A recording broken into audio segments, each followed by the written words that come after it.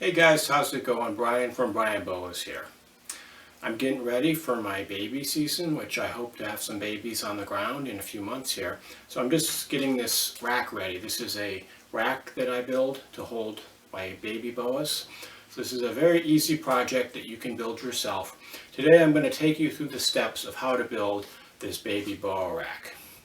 And of course, since this is a boa channel, I'll also get out a few of my favorite boas to share with you. If you like this video, please subscribe to the Brian Boas YouTube channel for more videos on keeping and breeding boas in captivity. This rack holds 20 of these Sterilite 6-quart tubs. So these are, I believe, the smallest tub that Sterilite makes. They're perfect for the smaller boas like the baby Tarahumara and Clarkie and the other dwarf boas. For my larger baby boas, I put them in a 16-quart Sterilite tub. But the smaller boas, in the range of about 1.5 feet or so at birth, they're fine holding in these tubs for at least the first 6 months or so, which is usually enough time to get them established and to get them into a new home. So it holds 20 of these tubs, and you can actually make it with just one sheet of plywood, and you're also going to need 3 1x2-inch furring strips. So it's a relatively easy and low-cost rack that you can build yourself. So the dimensions of this rack, each shelf is going to be 14 inches deep and it's 34 inches wide. And there's actually total 6 shelves this size. So you're going to need 6 pieces that are 34 by 14. And then you're going to need the 2 side pieces. And these are 14 inches by 28 inches long. And so it's relatively easy to get this out of just one single sheet of 1/2-inch plywood. And I've drawn out the plans for you right here. So what you're going to do is take your 4 by 8 foot sheet of 1/2-inch plywood. You're going to rip off a 6-inch length off this side. And so that'll be 42 inches by 96 inches. And then you're just going to cut into thirds. So each of these pieces is going to be 14 inches by 96 inches. So you'll have 3 14 by 96 inch sheets of plywood.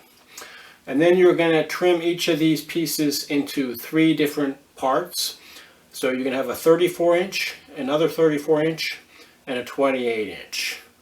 Okay, so relatively simple and straightforward. And you do that for each of these 3 14 by 96 pieces of plywood. And so the 34 by 14s are going to be the shelves. And then the 28 by 14 is going to be the sides. And so if you have a lumber yard, chances are they can cut it for you and just save you the work.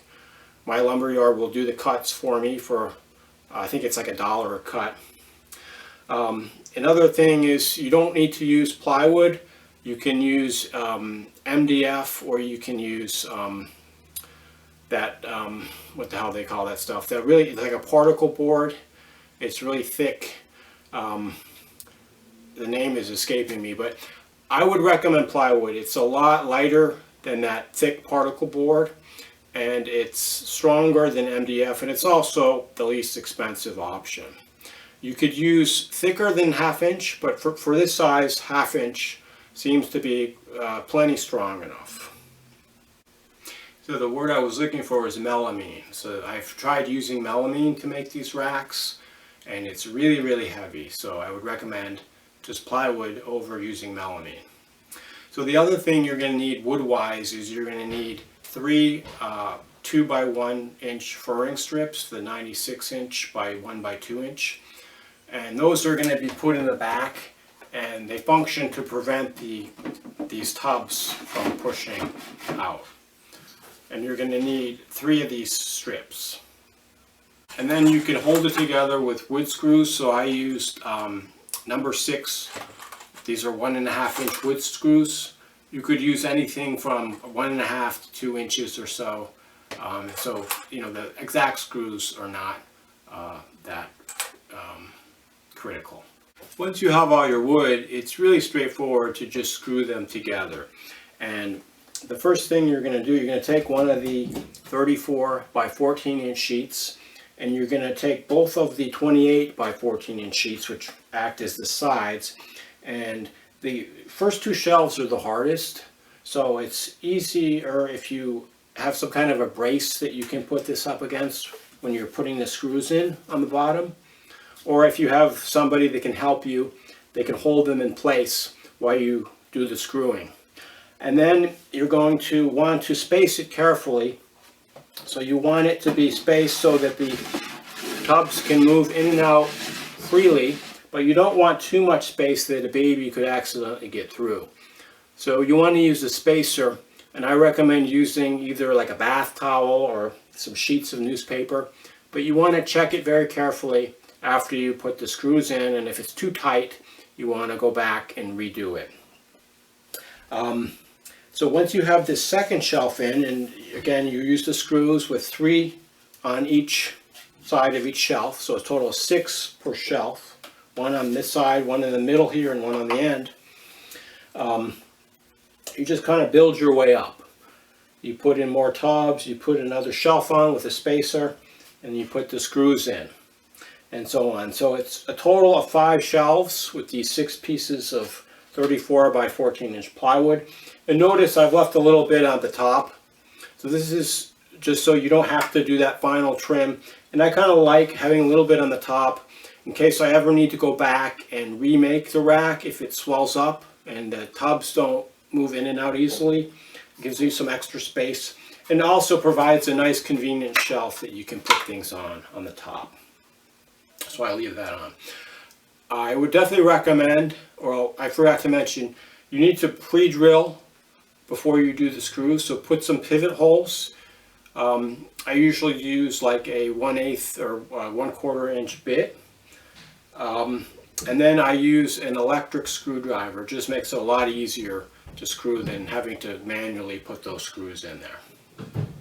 So I went ahead and I rotated the rack 180 degrees just to show you the last piece. And these are the 1 by 2 inch furring strips, and you put them on the back here just to prevent these tubs from pushing out. Okay, because if they push out, the snake can escape out the back, and obviously you don't want that. So they're just screwed on the top, and it's going to be 35 inches long by 1 inch by 2 inches, and you're going to need a total of 5 of them. You can see I've only put on the first 3. I still haven't quite finished this rack. I need to add 2 more of these, and then the rack will be ready to go. As you can see, if you don't have it, the tubs just push right out, which you don't want at all. So last thing I want to say about this rack are the tubs. So as I mentioned, these are the 6 liter or 6 quart Sterilite tubs. You can get them for about $1 at Target or Walmart or whatever your local convenience store is, or discount store. And you don't need the tops. You have to discard or recycle or use those tops for something else. But I go ahead and I melt air holes. I use a soldering iron, and I just melt a 4 by 4 inch grid of air holes on each side. And then the other thing you'll notice is I use this system where I use these little 5-ounce deli cups, and I'll use one that I actually melt 2 holes in with the soldering iron, and I use a zip tie to just secure it to the side. Okay, and this acts as the water cup holder. And then I have a second water cup that I fill with water, and I just put in there like that. And so that's really convenient, so the snakes can't tip over their water, and they can get water, and you can just take this out and you can clean it and put new water in, or you could just recycle them when you're done with them. Makes it super easy to clean. So this rack's not quite ready to go. Once I put those 2 more furring strips on the back, I need to install the heat source, and I'm going to use 6-inch flex watt heat tape. And in an upcoming episode of the show, I want to demonstrate how I wire up the heat tape and how I use it to heat these racks. So please stay tuned for a future episode where I discuss flex watt heat tape and install them in this rack. To end the video, I thought I'd show you my male Paraguana boa. So the Paraguana boas are a rare locality boa from a peninsula in northwestern Venezuela. And so what's really cool about these guys is, although they're technically classified as boa imperator, They have a lot of characteristics of boa constrictor, the true red tail. And if you look at a map of South America, it's not hard to see why. Their range lies kind of midway between the range of the imperators, like in the Colombian imperators, as well, and the boa constrictor, which can be found in southern Venezuela and throughout the Amazon basin. So this guy is about 5 years old, and these guys are a semi-dwarf, if not a true dwarf boa. He's probably about 4 feet long, and I don't think he's going to get that much bigger. What I love about these guys is they have this really cool personality. They just kind of hang out. Beautiful pattern. So very high contrast and beautiful crisp pattern. Their pattern and color reminds me a lot of true red-tailed boas, boa constrictor. But the shape of their head is more like a boa imperator. They have this kind of shorter head with a shorter snout than the true red tails. And they're just a really cool, very underrated locality boa.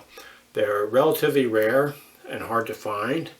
I hope to breed my pair up next year. This guy should be ready to go. He's probably ready to go this year, but next year is when I plan to first pair these guys up. There's also an anerythristic form that has this beautiful silvery coloration, and I also have a pair of the anery ones that are a year younger than my wild type pair, but just a really cool boa. One thing you may have noticed, these guys tend to be a little more squeezy than the rest of the boa imperator, which is probably because of the influence of boa constrictor. But he just really likes to hold on. And they also have this really impressive musculature that's similar to that of the true red-tailed boas. But you can see in a more compact, more manageable size package. So the Paraguana boa, one of my favorite locality boas, and highly recommended. So thank you for tuning in. If you have any questions about these Paraguana boas or the rack that I showed you, don't hesitate to reach out to me. And in the upcoming episode, I'll show you how to install the Flex Watt heat tape in that baby rack. Thanks for watching, and enjoy your boas.